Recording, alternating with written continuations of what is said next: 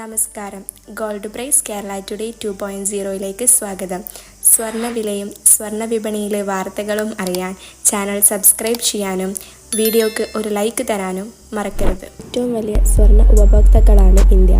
ഓരോ വർഷവും ടൺ കണക്കിന് സ്വർണം രാജ്യത്ത് ഇറക്കുമതി ചെയ്യപ്പെടുന്നു. അതുകൊണ്ട് ആഗോള വിപണിയിൽ സംഭവിക്കുന്ന ചെറിയ ചലനങ്ങൾ പോലും അടിസ്ഥാനപരമായി ഇന്ത്യയിലെ സ്വർണ്ണവിലയിൽ പ്രതിഫലിക്കും.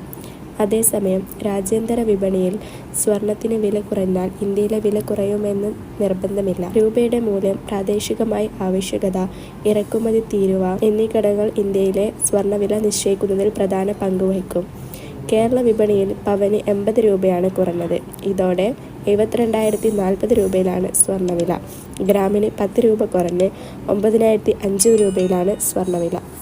Thanks for watching gold price Kerala today 2.0.